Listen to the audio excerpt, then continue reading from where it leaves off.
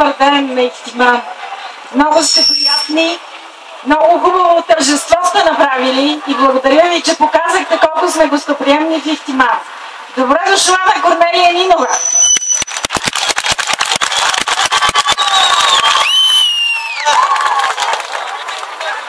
Здравейте, скъпи приятели, и честит празник! Благодаря ви за толкова гостоприемство и за прекрасния начин, по който ме посрещнахте.